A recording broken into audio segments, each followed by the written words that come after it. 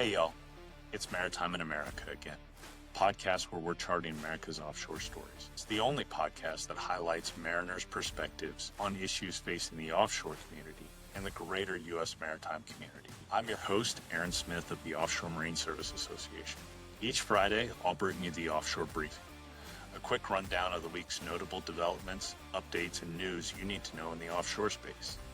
In addition, we'll feature a special guest from the maritime world, bringing a mariner's voice and real-world perspectives straight to the show.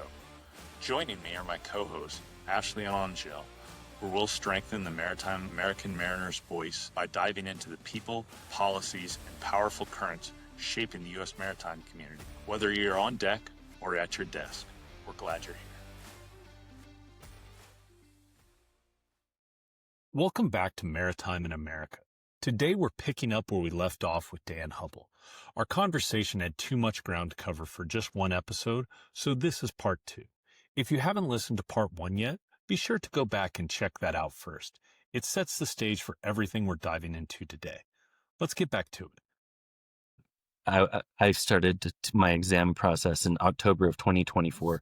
Well, just before that, the Coast Guard releases a form that if within the last 5 years your credentials have expired, it will give them back to you. Well, mine was just barely over that 5-year grace period. Yep. And so no, I could not have my license back. So I go and I test and I passed in October of 2024 and get my license the old fashioned way. This is all true. This is all a true story. It's not fake, not embellished. And so this was where I heard your story was Shannon Melanson with L&M, who's a great guy. And, you know, would say that he's been so good at keeping people like you in the industry. But can I also point out real quick that when you're talking about an inhumane process and them not helping you at all, I would like to point out to the listeners that you served our country. You were aboard the USS Cleveland. You worked for our country, and they wouldn't help you outside of just being a wonderful human being. I mean, what the heck? How many military to maritime briefings have I sat in when Coast Guard talks about how we want to encourage the military to mariner pipeline?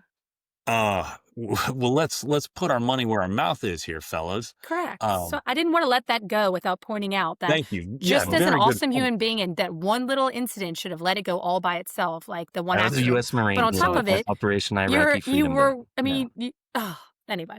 It's like, well, thank you for your service. Yes. And you know, it's indicative of this industry and our regulator who are. It's almost like they're making a concerted effort to push people out of the industry. Like we are a people-based industry. We need, and it's a great industry. Yeah. You know, I think you're a testament to that. It's a great industry.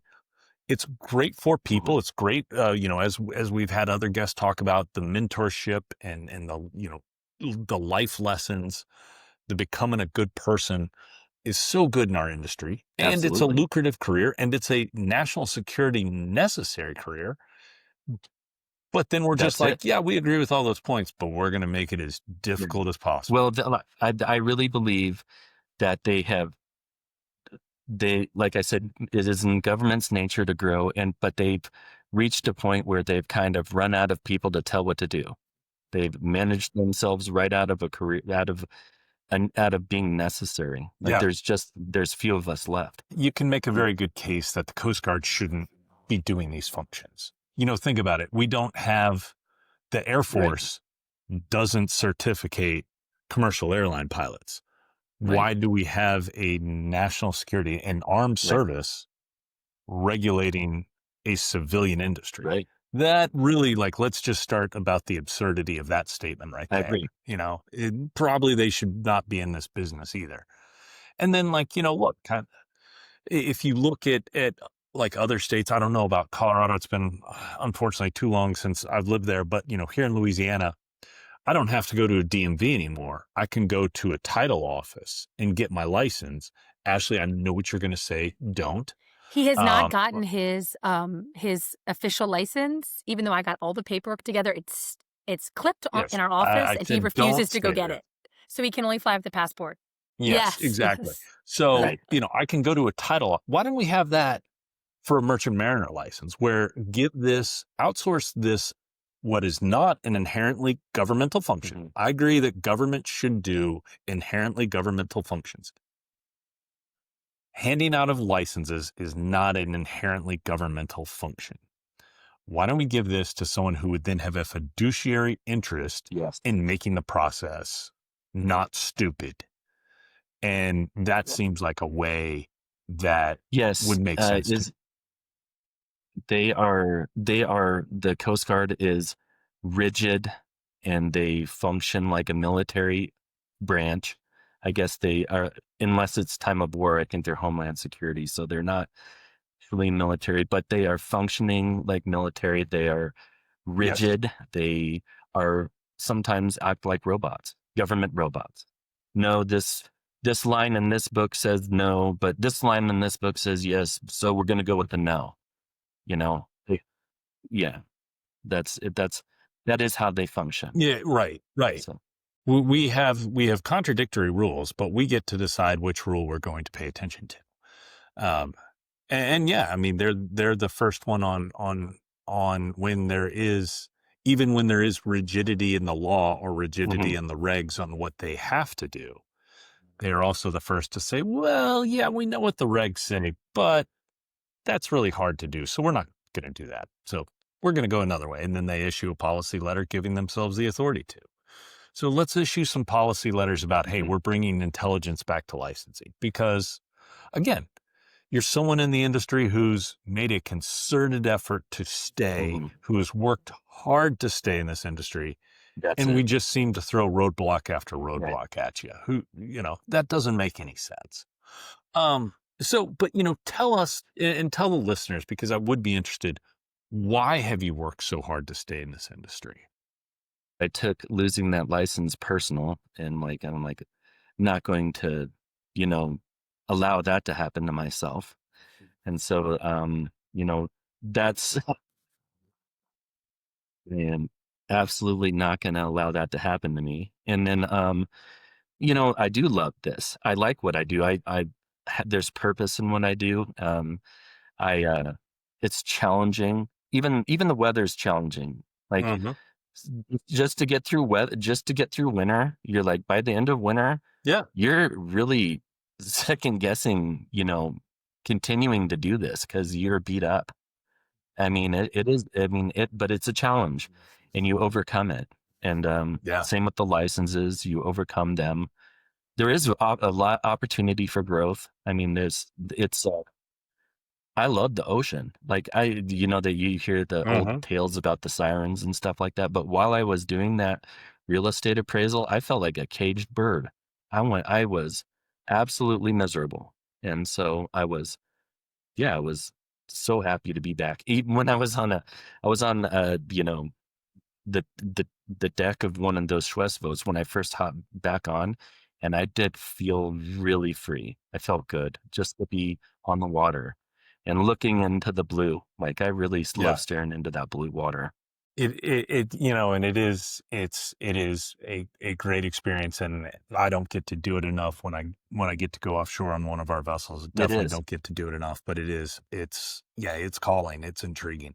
You want to do it. And what I think, and it's funny, and I don't think that many of our listeners would understand that there is, even in the Gulf, it's seasonal. And we talk about in our industry the construction season or the decommissioning season, and people are like, "What? There's actually seasonal work?" And because when fog rolls in and you can't leave port, you're not going to be making, or hurricanes. Or when it's when it's 8s and 10s coming in, and you can't get into position. No, you're not going to. So. So what vessels are you on now with L&M? I'm on the boat trip 39. Yeah, And like I said, I love that company. They're great people. The maintenance crew, the maintenance team, they're second to none. this company has a reputation of using boats, older boats, and they take excellent care of them. And, I'm pretty proud of them. We get people coming in from other companies and they're shocked at how quickly this company handles even the smallest of issues with the boat. They really take care of them. And that's what we talk about, so many people in our industry that and another great AMSA member has a slogan that's on all of their vessels that's always stuck with me. It's Hornbeck, and all of their vessels say, "Have pride or don't ride." And I think that's a very common sentiment, and you see that across everyone in our industry, that they have a ton of pride in their vessel and in their work. And I think that's really something that is attractive and is cool. So that's interesting that you pointed that out. And actually, we honored. Oh yeah, I was gonna say we honored MJ Cherami at our last fall conference with the Lifetime Achievement Award, and listening to his stories and where he came from, and just the whole family was there. Yeah, they're neat people. Just how do you not just respect and love that family? MJ once told me that he still thinks in Cajun French and then translates it in his head before he speaks. I love that little tidbit about him. So yeah, but that's great to hear. And, kind of to your point about the pride in the industry, next month, on Offshore America on our Instagram channel, we're actually doing a contest on best engine room, cleanest engine room pictures. Yep. Just because people have such pride in that. And I think that's great. My office isn't as clean as these engine rooms, and it's definitely, it's not nearly the level of contaminants that are there. Absolutely. So I find that really interesting and a cool part of our industry. That's good. What other points, I know we talked about that we really wanted to talk about your story with the licensing and so give us are there any other specific points that you can for make mariners? That we can make this process better? Can I start with a tip? And that is, so I hear people say, like I watch online on like on the Facebook, people will ask questions about like, who's doing your documents or whatever. And people are like, yeah, learn to do it yourself. And I would argue that is actually probably not the best way to go about it, because you do not have a direct line to anybody. It's hard to get past the brick wall. And so I think my tip would be to find a good document specialist to help you with your upgrades and to guide you through. It's not even really clear what you qualify for. One of the deckhands on our boat, on the boat I'm on right now, he's like talking about which license he might like to get. And so we go into the Coast Guard website, pull up the checklist, and we start trying to sift through it. And it's not clear. I don't know. I'm like, well, you probably have to call a licensing expert or talk to Shannon. Shannon in our office is very good at that stuff. So yeah, I guess that's what I'm saying. And actually I have a recommendation for a future podcast with you guys. I'll tell you after the show, but there's one guy I really think you should talk to. I would love that. No, I've called it in the past. I've called it the worst choose your own adventure novel ever. So you said the tip was to find a document specialist. What's the best way to do that? Like just a Google search, or like, do you have any recommendations for that? So they're not all, they're not all the same. I actually, in this process, went through a couple that weren't up to the task before. Holly was irreplaceable. Holly Chetta was amazing. And anyone who's ever worked with her, she just handled it. Yes. But I fumbled around and found Sam Zepedinsky, I believe his name is, with Diamond Marine Services. Is it Diamond Marine or is it Diamond Offshore? No, he's from Massachusetts. Out of Morgan City. Yeah. Oh, Oh, wow. okay, Okay. yeah. So There's a that's not Diamond I Offshore in Morgan City. It might be yeah, Diamond Marine Services. I'll yeah, have it's, to look. the Swiber I'll get family that. owns that, so He's an. okay. Well, that's Hey, I highly recommend we'll him. look that one up. That one is good to know. Yeah, I I hadn't think you heard of should them. definitely and that talk to could be him a because great he contact for deals with AMSA these too. nightmare scenarios, and so my application had frozen. Like it had been not months, in let's just say I think it was 2020, but between the AB and 200 Mhm. ton captain's license, everything froze, and we couldn't figure out you know who I was working with at the time was like, well, they just might not approve it, and I'm like, are you kidding me? I've got tons of sea service. There's absolutely no reason why they wouldn't. She wasn't helping me, and so I reached out to Yeah. Sam, and he punched through the red tape and handled it in an hour. And what was going on is that they had lost it. It was on somebody's desk, and here I am stuck in a lower pay grade than I should be in Well, because the Coast Guard has lost my documents. Another mistake, yeah. that they will never pay for the way I do. Right? Yeah. Well, But they're not penalizing themselves for that Mm, mistake. That's not the first time we heard that either. Yeah. no. And yeah, you bring up a great point there that mm, yes, people say, I learn right. the process, and okay, yeah, I understand the wisdom of that. But, Right. that's kind of like saying like, hey, you should do your own dentistry. Yes. No, there's some things you should have an expert for. And I would say, a completely Yeah. opaque and confusing and almost Yeah. intentionally confusing It's career it's path, almost like get an walking into expert. court without a lawyer. That's very good advice. Yeah, I You would really say shouldn't do that. Yeah.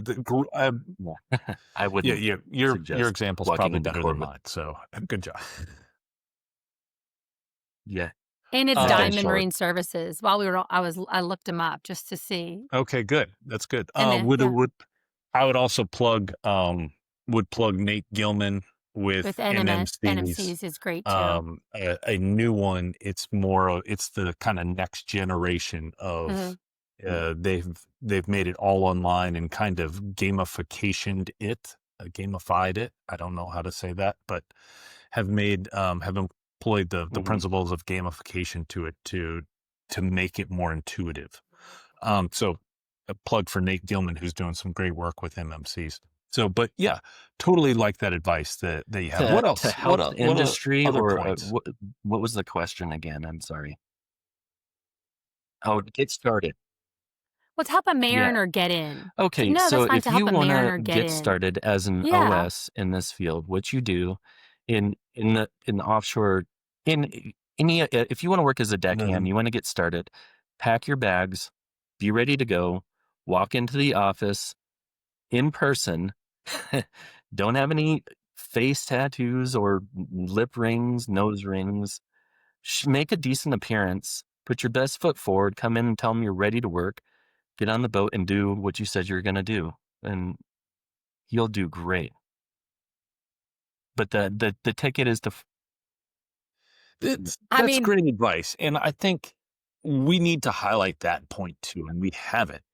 That in this industry, if you get in a car and drive down 308 or Highway 1 and just start knocking on doors, you can get a job. I don't know anywhere else you can do that in America still. And we get calls quite a lot, the AMSA main phone, asking, are y'all hiring? And I always say, I am so sorry, but we are just a trade association that represent the companies and their interests in lobbying and regulatory help.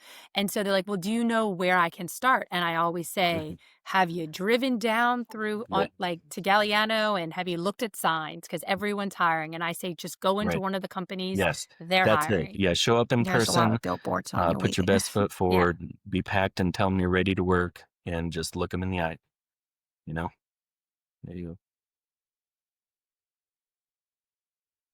And I think, and That's great advice. that brings up a question that I kind of had for you outside of just help. What can we tell the mariners to get in?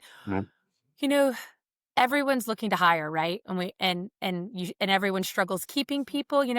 Everyone jumps, quote unquote, jump ship and goes to another company or just leaves the industry kind of with what happened to you and just never comes back. We were lucky enough that you came back. What do you think that companies can do to keep their employees and or get new employees? They go to job fairs, right? We have the Mass Maritime Job Fair. There's the Texas A&M Job Fair, and AMSA kind of helps out with those. I mean, they put up these billboards. Like, what else especially for people living outside Louisiana, like yourself, what can they do to help get people to come work with them or for them? So I like to say with, not for. If I were a recruiter, I would go directly to Southeast Alaska because they have high school maritime programs in Southeast Alaska. And those are people that want a maritime career. They have no trouble getting in. But what we do, the technology is amazing. And it's interesting work. We're working in 7,000 feet of water, holding on DP, running ROVs off the side of the boat. It's amazingly interesting work. It's cool. We fly out in a helicopter sometimes. If you show these people, what they are going to be doing, they're going to. In fact, I have a lot of people that are just in awe of what I do, and I offer to help them. To get started. But it's interesting work. If there was one thing that's difficult and I don't see any way to get around it, is the market fluctuations. Like, oil and gas is a boom and bust industry, and it's really hard to deal with. Yeah, you're right. And unfortunately, we saw it with wind too. You saw that influx with wind in the Northeast, and no, you're right. But I think there are some things that we, from a public policy perspective, and I'll just talk here, but as we get him back so we can keep it going. From a public policy perspective, some things we can do are making it easier to transfer industries. So when there is a downturn in oil and gas, you can go work on the river. And then when the river slows down, you can come back to oil and gas. And, I think that's something where we can do again to help keep people in our industry.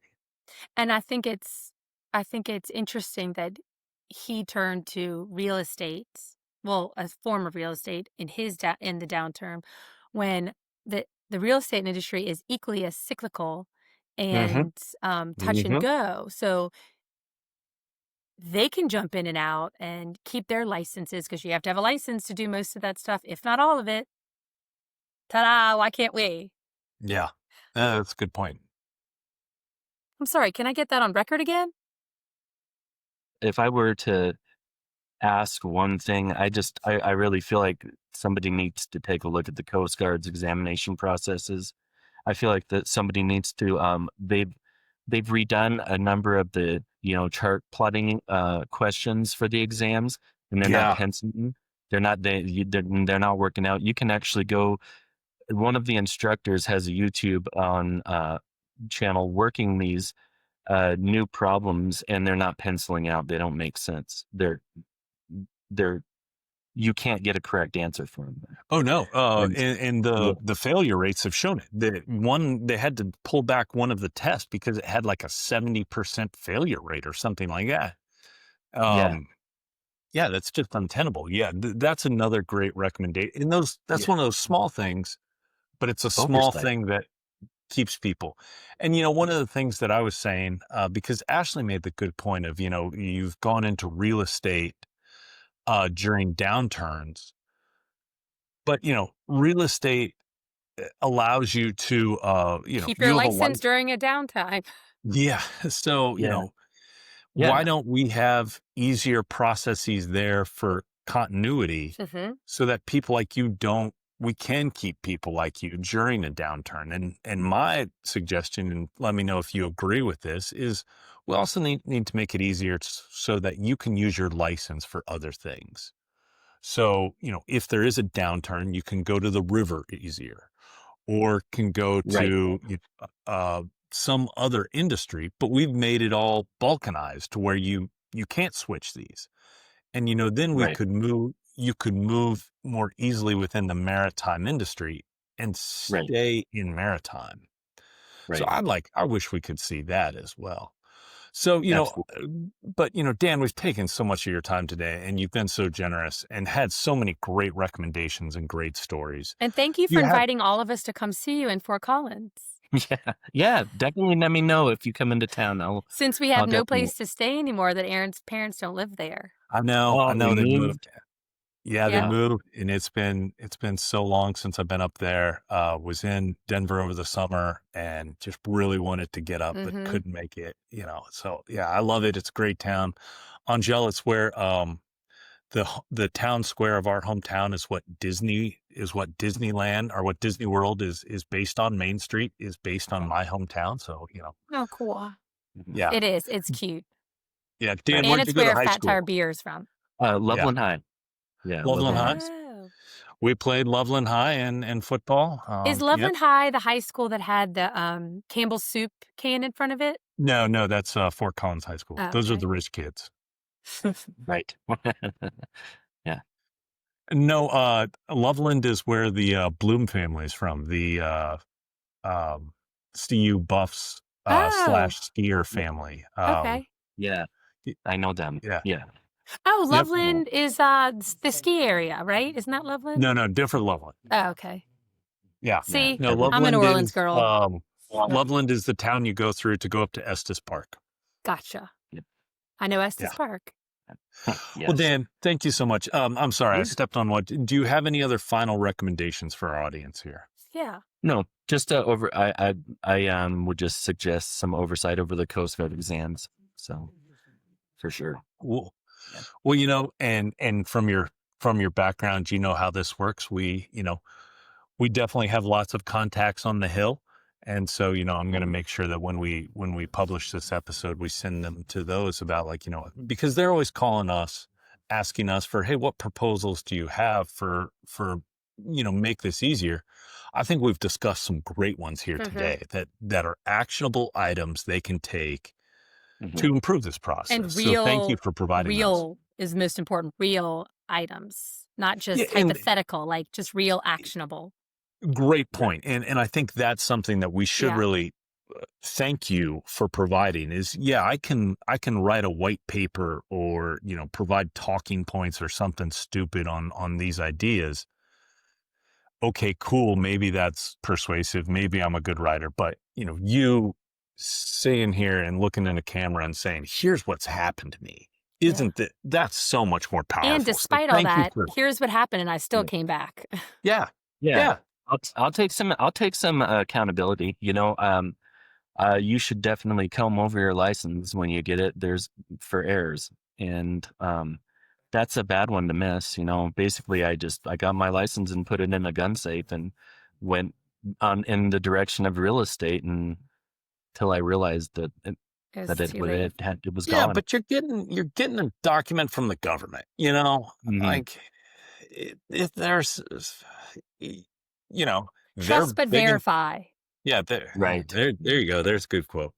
But thank you so much for providing all of these great tips. This has been very, very illuminating for me and good. And I'm so glad to be able to give a platform to tell your story. It's one that we need to hear. And you're not alone, because we're hearing a lot of it. Yes. It's almost like we're on the precipice of actual change, because it's you and everybody else saying the same thing. Help us. This is not helping. This is overwhelming, unnecessary, but we still want to work. Help us. Yeah. No, it really is. So thank you so much for providing your expertise and for showing everyone why this is a great industry, and for showing that despite everything we've talked about, it's still an industry that you want to come back to because, like you said, it's lucrative, it's fun, it's interesting, it's worthwhile. It is. Yeah. Totally agree. Thanks for making that point. So Dan, thanks so much. Appreciate you coming on. Yeah. If I can ever help you, let us know. Thanks, thank you very much. Thanks, Dan. Thank Have you, a guys. good one. Have a good day. Thank you. Bye. That wraps up another episode of Maritime in America. We're proud to highlight the voices and stories that keep the American offshore industry strong. Thanks for spending a few minutes with us, and remember, the course ahead is shaped by those who step up and steer it. If you liked what you heard, be sure to subscribe, leave a review, and share it with your crew. Tune in every Friday for your offshore briefing, and don't miss our next full episode, dropping soon with the very special guest's mariner's perspective. Catch you next time.